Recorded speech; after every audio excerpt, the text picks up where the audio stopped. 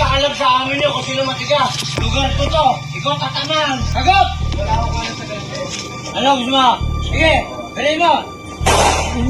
Okay mga kapengyo, update tayo dito ngayon sa viral video nga no, na kung saan isang lalaki tumaya po ng sakla at pagtaya niya ng sakla, siya ay natalo at ngayon gusto niya nang bawiin ang kanyang pera. At ngayon naglabas po ito ng baril na sinasabi niya doon sa bunker po ng sakla na kukunin daw niya no, yung kanyang tinaya na 4-5 at kung hindi po gagawin yun nung nagsasakla, alam na niya yung pwede mangyari at hindi nga daw sila pwedeng magsakla doon dahil kanya raw, no? Kumbaga teritoryo daw niya yung area na yon. So tara mga kapengyo, panoorin nga natin tong viral video na to.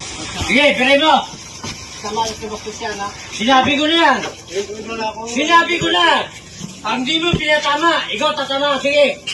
Pag hindi mo Para pinatama, magkaalala ikaw tayo. tatamaan. Kung sino siga rito. At Ayun, sino patay amo ka. nyo. Sige na. Bilhin mo. Yari ka. Bilhin mo. Oo. Bilhin mo. Tatamaan mo namin. Tatamaan ka ngayon. Ikaw tatamaan. Putang na mo. Wala akong paalam sa amin nyo kung sino matigas. Lasing pa oh, Lugar ko lasing to. pa. Ikaw tatamaan. Sagot. Patay siya. Oo. Natakot na sila. Ayun, Tawin mo. magkano ko? 4-5 nyo, boss. Oo, sige. Oh, 4-5.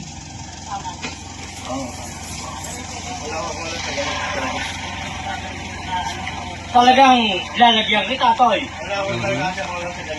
Walang matigas dito kundi ako. Susumbong na kayo sa amin nyo. Lugar ko to, Toy. Walang pwede magsakla rito. Pagkanan nyo. Talo ko eh. Ano gusto mo? Sige. Bilhin. Ayun, may hawak na baril mga kapengyo. Oh. Kita nyo sa kamay niya.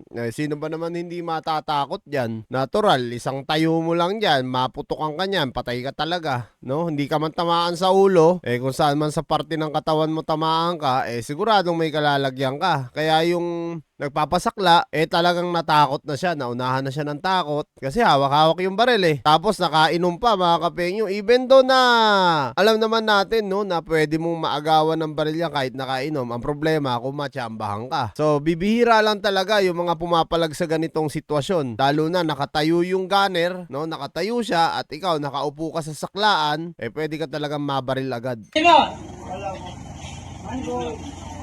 Ayun no, hawak yung baril oh. Nagpaputok pa. Nagpaputok pa mga kapengyo, no? Yan yung sinasabi ko, no? Sa atin, pagka may hawak talagang baril, dyan po lalong tumatapang. Tapos haluan pa ng nung alak sa katawan, ng spirito ng alak. Syempre, pagka ganyan na, ayun nga, natalo na nga siya, lalong mag-iinit nga ulo.